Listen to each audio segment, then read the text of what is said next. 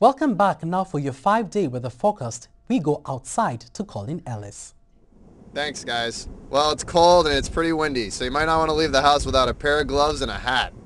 Here's a look at your next 5 days. The temperature will reach a high of 9 degrees this afternoon. It'll be cloudy with sunny breaks and a low of 4 overnight. Tomorrow it'll be cloudy with showers, a high of 6 degrees and a low of 1. Heading into Saturday, it'll be a bit warmer, going to a high of 10 degrees with cloudy periods and a low of 3 degrees. Sunday, expect higher temperatures with a high of 14 degrees, cloudy with sunny breaks, and a low of 8. And Monday, cloudy with showers, a high of 14 and a low of 9. So if you have to be outside today, I suggest bringing a warm cup of coffee with you. Now back to Tom and Lindsay in the studio. Thanks, Colin. After months of uncertainty in an economically unstable Greece, the country finally has a new leader. Former governor of the Bank of Greece, Lucas Papademos, has been selected as interim leader of the country. Papademos will be responsible for securing Greece's bailout package. The bureaucrat is also a prominent and respected member of the European Union. At least 10 people are dead after another earthquake hit Turkey. 20 buildings have collapsed, including 2 hotels, and about 23 survivors have been pulled from the wreckage. It is feared that around 100 people are trapped under the rubble of a hotel just south of the provincial capital of Van. The epicenter was in the Edremit district with a magnitude of 5.7. The same region was hit by another earthquake last month. Vodka drinkers beware, getting a hangover isn't the only thing to be worried about. The Canadian Food Inspection Agency has issued a recall of Woody's Mexican Lime alcoholic vodka drink because it may contain glass particles. The bottles have been distributed in Ontario, Alberta and Manitoba, and maybe internationally. There has been only 1 reported injury so far. The infamous News Corporation is back in the British Parliament today. Executive James Murdoch was grilled over his earlier testimony about the phone hacking scandal.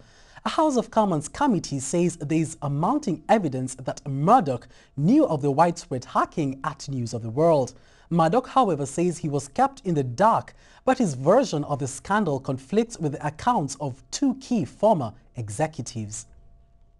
NASA will use a Canadian sensor on a new rover called Curiosity when they embark on a mission to Mars on November 25th.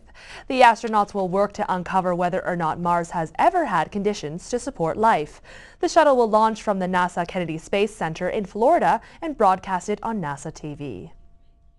And now with your sports news, here's Matt LaRue.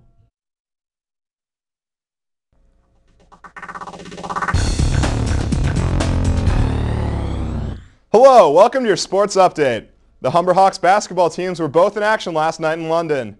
The women's team were up first, dropping their game to the Fanshawe Falcons 47-39.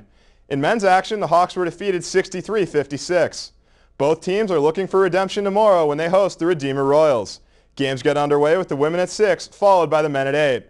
Over on the pitch, the men's and women's soccer teams are playing their first games today in the CCAA Championships in Quebec City. The women play Honseat College while the men take on Francis Xavier Garneau. In the NHL last night, the Philadelphia Flyers tried a new strategy to combat the trap defense. When faced with the Lightning's Tampa T defense, Flyers defenseman Kimmo Timonen simply stopped playing. The Flyers held the puck in their own end and play stopped for over 30 seconds. The referees eventually blew the play dead. The same strategy would be repeated a second time, forcing the refs to stop play again. The Lightning went on to win the low-scoring affair 2-1 on an overtime winner from Brett Connolly. In other games around the league last night, the New York Rangers rolled into the nation's capital and beat the Ottawa Senators 3-2. And over on the West Coast, the Nashville Predators defeated the Anaheim Ducks 4-2. The Canadian women's hockey team was in action yesterday at the Four Nations Cup in Sweden. In their opening game of the tournament, Team Canada dominated Team Finland, winning 5-0. In other tournament play, Team USA crushed host Sweden 8-0.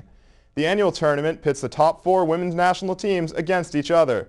Canada's quest for a 3rd straight championship continues today against the arch-rival Americans. David Stern's deadline has passed, but the NBA and the Players Union are still negotiating. The league had threatened to pull their latest offer at 5 p.m. yesterday, but the 2 sides negotiated well into the night in an attempt to end the lockout. Despite more than 12 hours of talks, a deal could not be reached. According to Stern, the clock has stopped. Talks are continuing today in an attempt to save the basketball season. That's it for sports. Now back to Lindsay and Tom at the desk.